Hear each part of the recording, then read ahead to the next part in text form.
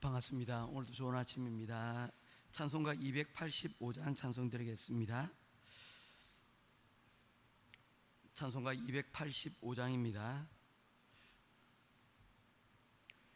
주의 말씀 받은 그날 참 기쁘고 복되도다. 이 기쁜 마음 못 이겨서 온 세상에 전하노라. 기쁜 날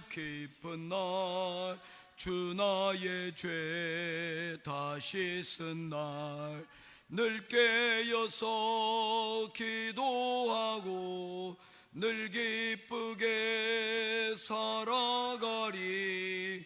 기쁜 날 주 나의 죄 다시 쓴 날 새 사람 이 좋은 날 내 편한 몸 새 사람이 되었으니 이 몸과 마음 다 바쳐서 영광의 주를 섬기리. 기쁜 날 주 나의 죄 다시 쓴 날 늘 깨어서 기도하고 늘 기쁘게 살아가리. 기쁜 날 주 나의 죄 다시 쓴 날 새 사람 된 그날부터 평안한 마음 늘 있어서 이 복된 말 전하는 일 나의 본분 삼았도다. 기쁜 날 주 나의 죄 다시 쓴 날 늘 깨어서 기도하고 늘 기쁘게 살아가리. 기쁜 날 주 나의 죄 다시 쓴 날. 아멘. 찾으실 하나님의 말씀은 고린도전서 14장 10절부터 19절까지 말씀입니다.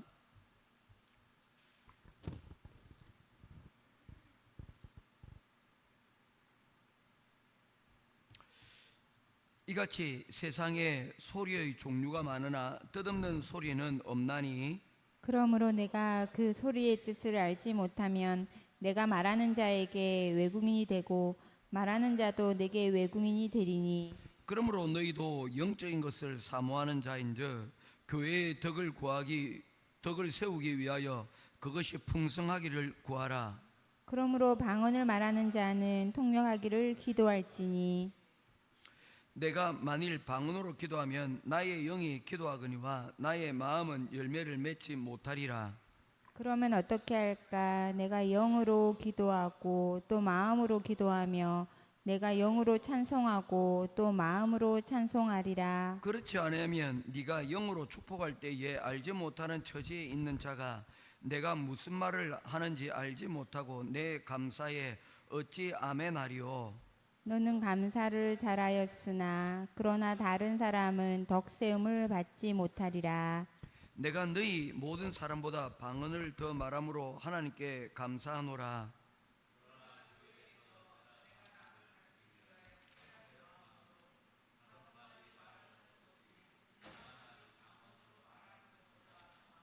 아멘. 어제 이어서 방언에 대하여 말씀을 살펴보려고 합니다. 방언에 대해서 유익하다라고 바울 사도는 말씀하고 있습니다. 18절 말씀에도 내가 너희 다른 사람보다 방언을 더 말함으로 하나님께 감사하노라. 즉 이 말씀은 방언하는 것이 결코 유익하지 않다는 것이 아니라는 것입니다.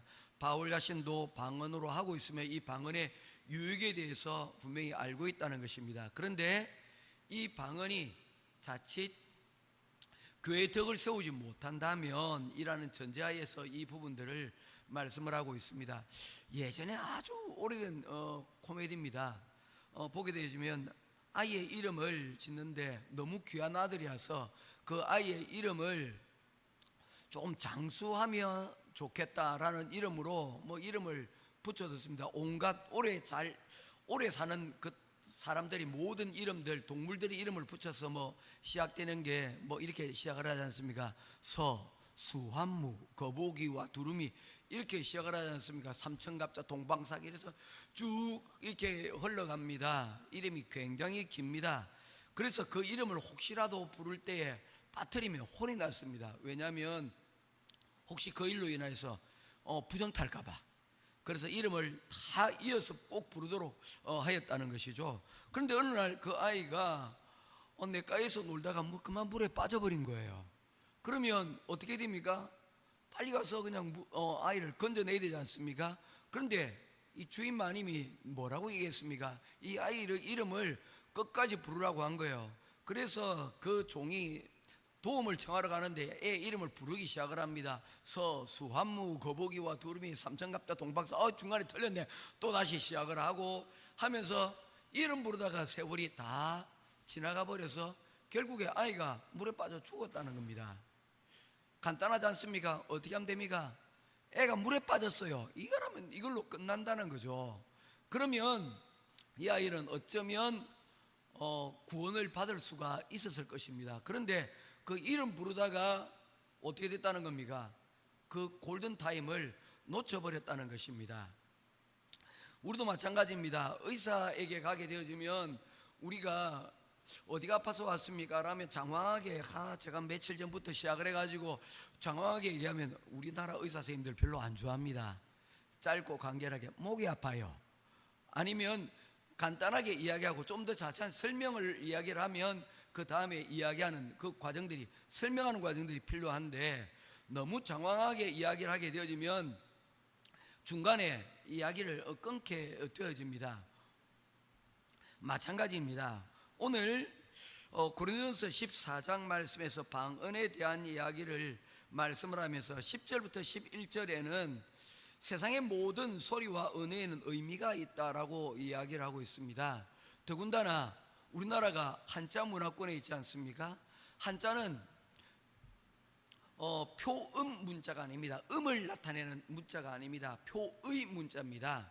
무엇을 표현하기 위하면 의미를 전달하기 위해서 만든 문자입니다. 그러다 보니까 글자가 의미를 담다 보니까 복잡해요. 그래서 중국 사람들도 사실 중국 한자의 2,000개도 잘 모른다고 그럽니다. 왜냐하면 그 단어들이 너무 힘들어서 간체로 만들고 그렇게 한다는 것입니다. 그런 의미에서 대한민국 이 한글은 굉장히 그런 우수성을 가지고 있는 것을 보게 됩니다. 이 모든 것들이 여러분 어떤 작용을 합니까? 의미를 가지고 있다는 것입니다. 전달하고자 하는 의미를 가지고 있다는 것이죠. 그래서 한자를 가지고 여러분 이야기를 하게 되면 그게 굉장히 의미 있어 보여요. 특별히 라틴어 가운데 모멘토 모리 같은 단어가 있죠. 언젠가는 사람은 죽는다는 것을 기억해 라는 것을 모멘토 모리라고 이야기를 하는데 어떻게 보면 그 짧은 단어 가운데 의미가 있는 문자들을 사용하면 굉장히 무게감이 있다는 것을 우리가 볼 수가 있습니다. 마찬가지로 바울 사도는 우리가 대화하는 모든 그 가운데서는 우리가 서로 커뮤니케이션 할 때 의미를 전달을 하게 되어진다는 것입니다. 그런데 그 의미를 전달하지 못하고 소리만 전달하게 되어진다면 그것은 마치 무엇과 같으냐? 외국인과 같다라고 이렇게 표현을 하고 있습니다. 10절 이같이 세상에 소리의 종류가 많으나 뜻없는 소리는 없나니 그러므로 내가 그 소리의 뜻을 알지 못하면 전달하지 못하면 내가 말하는 자에게 외국인이 되고 말하는 자도 내게 외국인이 되리니 즉 결국엔 뭡니까? 의사소통이 일어나지 않으면 소리만 여러분 전달이 되어지면 그것은 아무런 유익이 없다는 것입니다. 개인적으로는 자기가 하려고 하는 의사를 표현을 하지만 커뮤니케이션이 되지 않기 때문에 그룹 가운데서는, 공동체 가운데서는 유익이 되지 않는다는 것을 말씀을 하고 있습니다. 여기에서 외국인을 뜻하는 헬라어 단어가 바르바로스라고 하는 단어를 사용하는데, 이것은 곧 야만인이라는 의미를 가지고 있습니다. 당시 헬라 문명권에서는 헬라어를 말하지 못하는 사람을 야만인이라고 불렀다는 것입니다. 내가 영적으로 높은 경지에 있다고 자부하여도 남이 말하지 못하는 방언을 하는 것은, 그것은 마치 상대방에 대한 배려 없는 야만인 것 같다는 것입니다. 요즘 한국이 조금 국제적으로 위상이 높다 보니까 한국 사람을 만나면 안녕하세요 라고 뭐 얘기하는 외국인들을 보게 됩니다. 그 말 가운데는 어떤 의미를 가지고 있습니까? 그래도 내가 한국을 안다는 그런 나머지의 그 가운데서 어떤 존중에 대한, 상대방에 대한 배려의 마음이 여러분 있는 겁니다. 중국 사람들 만나면 우리가 잘 모르지만 중국어 단어 가운데 니하오, 샤샤, 쉐쉐 뭐 이렇게 여러분 하는 것들도 다 무엇과 같은 것입니까? 그들에 대한 자그마한 어떤 배려의 마음들이 있다는 것을 말하고 있는 것입니다. 이처럼 언어의 단절은 의사소통을 단절시키고 관계를 맺을 수가 없기 때문입니다. 방언 좋아. 그러나 이 방언이 끼치는 영향력이 서로에게 불편한 감정이 되지 않도록 하는 게 중요하다라고 말하는 거 있는 것입니다. 그래서 바울 사도는 이 방언에 대해서 제한할 것을 말씀하고 있습니다. 12절에서 17절입니다. 14절 말씀 한번 보도록 하겠습니다. 같이 읽도록 하겠습니다. 시작. 내가 만일 방언으로 기도하면 나의 영이 기도하거니와 나의 마음은 열매를 맺지 못하나니. 내가 만일 방언으로 기도하면 이런 말은 방언으로 기도할 수 있다는 거예요. 이게 문제가 방언으로 기도하는 것은 문제가 될 수가 없다는 것입니다. 그런데 나의 영이 기도하거니와 나의 마음, 여기서 마음은 우리의 이성을 의미합니다. 우리의 생각을 이야기하는 거예요. 우리의 생각은 다른 사람에게는 전달할 수가 없다는 것입니다. 그래서 나의 이 방언 기도가 공동체 가운데서 유익하기 위해서는, 나의 생각을 전달하기 위해서는 무엇이 필요하다는 것입니까? 방언과 더불어서 이것을 통역할 수 있는 은사를 구하라는 것입니다. 그래서 실제로 미국에 가게 되면 24시간 기도의 집이라는 것이 있습니다. 한 목사님께서 그곳에 방문하시면서, 제가 마침 한국에 방문하였을 때인데, 정 목사 국제 전화가 오셨어요. 우리 교회에 내가 한 주간 자리를 비우게 되는데, 몇 주간 자리를 비우시는 것 같아요. 그러면서 저에게 설교를 좀 해달라고 부탁을 하셨어요. 그래서 제가 그곳에 설교했는데, 그 설교의 끝에 말미에 영상이 전송이 되더라고요. 뭐냐면 미국에서 그 한국에 있는 우리 교인들을 위해서 그냥 짤막한 영상 메시지를 전하시더라고요. 24시간 거기에는 돌아가면서 계속해서 끊임없이 시간이 끊이지 않도록, 그래서 시간을 분배하고, 그리고 그 기도의 24시간을 계속해서 기도의 등불을 밝히는 그런 장소라는 것입니다. 그래서 그곳에서는 세계에 기도를 위한 사람들이 여러분 다 와서 그곳에서 이 기도의 불을 꺼뜨리지 않기 위해서 여러분 기도한다는 거예요. 그런데 그 기도하는 가운데 뭔가 신기한 것을 보셨다는 것입니다. 어떤 사람이 기도를 하는데, 한국어로 기도를 하고 있는데, 거의 대부분의 사람들이 참 외국인들이 많은데 말입니다. 한국인이 기도하는 소리를 들었는데 가만히 다가가 보니 한국 사람이 아니더라는 거예요. 그래서 어디서 한국어를 배웠는갑다 싶어서 기다렸다가 나중에 대화를 했더니 그 사람이 한국어를 전혀 모르는 거예요. 이게 어떻게 된 일일까? 방언으로 기도한 거죠.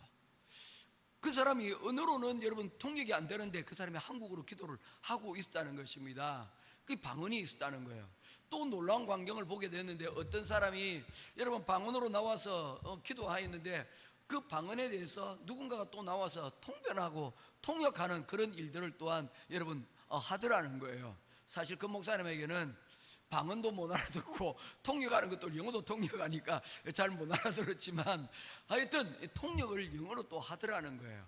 이와 같이 무엇과 같다는 것입니까? 우리가 기도를 방언으로 기도하는 것은 문제가 될 수 없으나, 그러나 함께 모여서 기도할 때는 그 기도를 통역하여서 기도하는 것이 아니라면 자제하는 것이 더 좋겠다라고 말씀을 하고 있는 것입니다. 즉 방언 기도는 영적인 행위입니다. 아멘. 그러나 그것이 무슨 말인지 알지 못하면 이 기도를 통해서 전달되는 메시지가 없는 거예요. 특별히 공적인 기도는 메시지가 있습니다. 마치 설교와 같다는 것입니다. 찬양과 같다는 것입니다.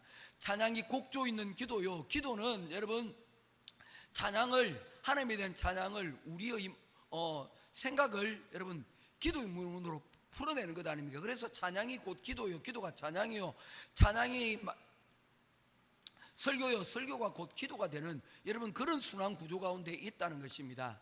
우리 지난번에 했던 거 다시 한번 더 합니다.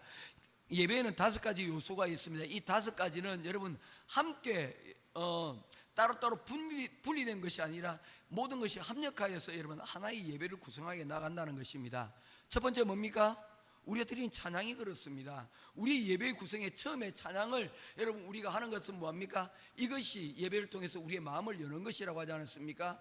그 다음에 우리 교회는 뭡니까? 찬양이 끝나고 나면 첫 번째 개회 기도가 있고 사도신경 신앙 고백이 있고 그 다음에 대표 기도가 있고 기도로서 여러분 구성이 되어져 있습니다. 기도입니다.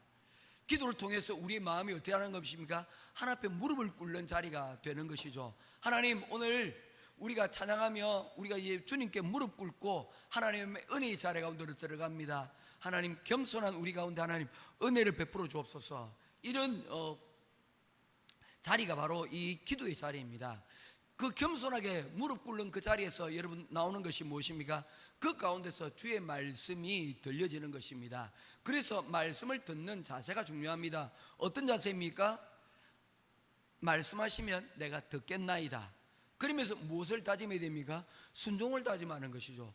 그 순종이 여러분 어디 가운데서 무엇으로 늘어납니까? 사크리피스, 오퍼링입니다. 어떤 우리 이번에 갔을 때 우리 아이들하고 장생 아이들하고 말씀을 전하는데 예배에는 5가지 요소가 있어 하면서 쭉 했는데 네 번째 요소를 얘기하니까 당연히 오퍼링, 헌금이라고 얘기할 줄 알았는데 얘들이 한 애가 사크리피스라고 얘기하는 거예요. 희생입니다라고 얘기하길래 감동받았어요. 그렇습니다. 헌금은요 우리가 돈을 드리고 물질을 드리는 것이 아니고요 우리를 희생시키는 것입니다. 우리의 생명 대신에 그 옛날에 제물들이 드려졌듯이 우리의 생명을 하나님 앞에 드리는 행위가 바로 이 예물을 드리는 바로 그 행위와 연결되어 있다는 것입니다. 그 예배의 요소예요. 맨 마지막에 이 예배는 결국에는 어디로 올라가야 됩니까? 하나님께 순종하여 우리의 결단을 드렸다면 이제는 사람에게 나가는 것입니다. 이게 바로 교제입니다. 이 교제가 이와 같이 여러분 예배의 5가지 요소 가운데 중요한 거. 그래서 우리가 예배 마치고 우리가 식탁으로 가는 것, 이것들도 뭡니까? 예배의 연장 가운데 있다는 것입니다.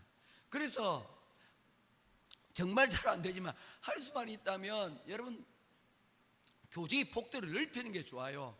그래야 그 가운데서 기도의 제목들이 나오거든요. 목회자도 마찬가지입니다. 늘 주일 예배에만 앉아 있으면 사실은 교제의 폭이 넓어지지 않습니다. 사람들과 만나고 또한 배우고 또한 여러분 학습하는 일들을 통하여서 기도의 제목들을 우리 성도들이 어떤 상태에 있는지 기도의 제목들을 우리가 받고 또한 서로 교제하고 이렇게 하는 것 아닙니까? 그런 의미에서 목장을 하고 있다는 것은 굉장히 중요한 의미가 될 수도 있습니다. 왜냐하면 그를 통해서 기도의 제목들이 들어오고 삶에 여러분 말씀이 부닥쳤을 때 나타나는 일들이 어떤 일들인지를 알기 때문입니다.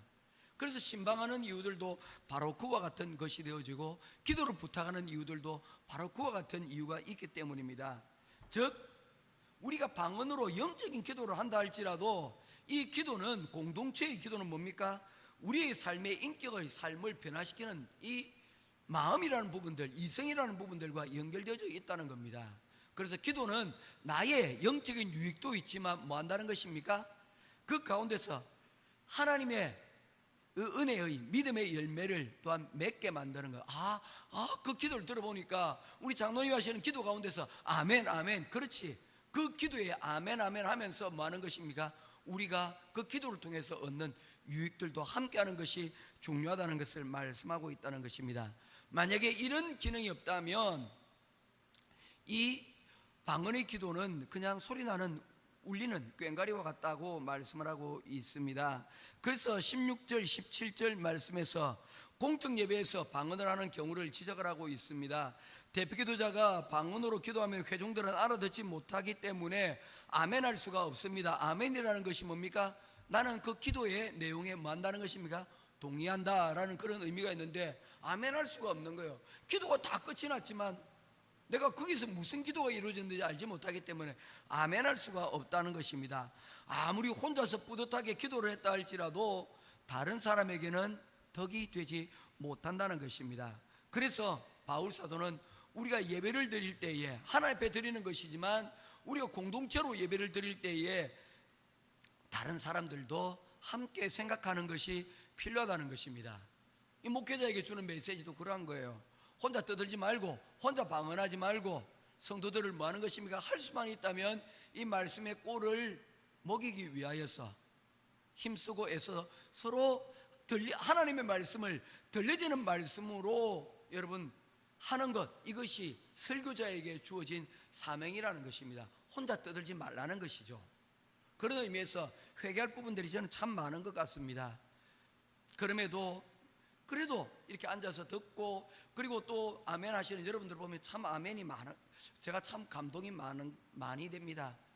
모쪼록 이런 귀한 하나님의 말씀 가운데 우리 목사님이 이런 성도 안에 하나님의 말씀을 잘 전달할 수 있도록 위해서 기도하는 것, 그리고 또한 내가 이렇게 하기 위해서 내가 준비하고 노력하는 것, 이 모든 것들이 우리 교회 가운데서 아멘 아멘 화답할 수 있는 귀한 은혜가 있기를 주님의 이름으로 축원드립니다. 이제 마지막 끝으로 하나만 잠깐 살피고 말씀 맺겠습니다. 14장 18절 19절입니다 18절 제가 읽고 19절 읽어주십시오. 내가 너희 모든 사람보다 방언을 더 말함으로 하나님께 감사하노라. 그러나 교회에서 내가 남을 가르치기 위하여 깨달은 마음으로 5마디 말을 하는 것이 1만 마디 방언으로 말하는 것보다 나으니라. 아멘. 여러분, 방언은 결국에 뭐하라는 것입니까? 교회의 덕을 위하여서 공개적으로 사용하는 것보다는 혼자 하나님과의 깊은 영적인 교제를 위하여서 사용하는 것이 더 낫다. 그렇게 하면서 1만 마디의 방언보다 5마디의 말을 하는 것이 더 좋다. 5마디는 손가락으로 헤아릴 만큼 말하는 것입니까? 짧게 하라는 것이죠. 반성 많이 합니다. 예. 짧게 하라는 거예요. 짧게 하라는 거예요. 그러니까 서수아무 거북이와 두루미 삼천갑자 동방사 이거 길게 하지 말고 뭐 하는 겁니까? 사람 살려줘, 아이 살려줘, 이렇게 5마디만 하면 된다는 거예요. 그걸로 끝이 난다는 것입니다. 그래서 뭔가 잘못했을 때도 뭐라는 것입니까? 길게 말하지 말고 여보 미안해, 요 5마디면 충분하다는 겁니다. 그런데 여러분, 우리는 참지 못하지 않습니까? 뭐 잘못했어? 말해봐, 뭐 이렇게 하지 않습니까? 잘못했어요 이러면 끝이 나면 좋겠다는 거죠. 그걸 충분히 알고 있는가, 그것만 여러분 본다면, 진심만 본다면 그것도 꼬리를 물 필요가 없지 않겠나 싶습니다. 왜냐하면 그 나머지는 어쩌면 사족이 될 수 있고 어쩌면 그게 사람의 감정을 오히려 폭발시키는 그런 광경이 만들어질 수도 있기 때문입니다. 이제 바울 사도는 이제 말씀하고 있습니다. 많은 그리스도인들이 자신의 유익을 찾기 위해 교회를 찾지만 진정한 신앙의 성숙은 어디에 있다는 것입니까? 공동체를 배려하고 그리고 친절한 것, 이것이 바로 이 공동체를 살리는 일이라고 말씀하고 있습니다. 우리 공동체는 개인적인 신앙의 유익, 또 나아가 공동체와 더불어 그 유익을 구하는 그런 성숙한 우리 행복한 교회 성도들 될 수 있기를 주님의 이름으로 축원드립니다. 기도하겠습니다. 고마우신 아버지 하나님, 은혜와 사랑을 감사합니다. 우리 드리는 모든 찬양과 기도, 모든 예배는 나를 드러내는 것이 아니라 하나님과 공동체를 위한 도구가 되어야 됨을 오늘 말씀을 통하여 살폈습니다. 오늘 우리의 예배가 이와 같이 방언으로만 드리는 예배가 아니라 영적 공동체가 함께 드려지는 귀한 예배가 되게 하시고, 또한 우리가 이를 위하여서 개인이 되었을 때 하나님 더 깊은 은혜의 자리 가운데로 묵상하며 또한 방언하며 주님 기도하는 자리가 나아갈 수 있도록 인도하시고, 또한 우리가 함께 모였을 때 하나님께서 주신 이성을 통하여 서로 교제하며 교통하는 언어로 하나님 함께 할 수 있는 우리들이 되게 하여 주시옵소서. 오늘도 행복한 교회 성도들 가운데 아침의 예배 시간을 함께 드릴 수 있음에 감사합니다. 우리 예배를 통하여 하나님 영광 받으시고, 오늘 우리의 삶이 이 예배를 통하여 풍성한 하나님의 평강과 기쁨을 누리는 온전한 하루가 되기를 간절히 소원하오며, 우리 주 예수 그리스도 이름으로 간절히 기도드리옵나이다. 아멘. 하늘에 계신 우리 아버지여, 이름이 거룩히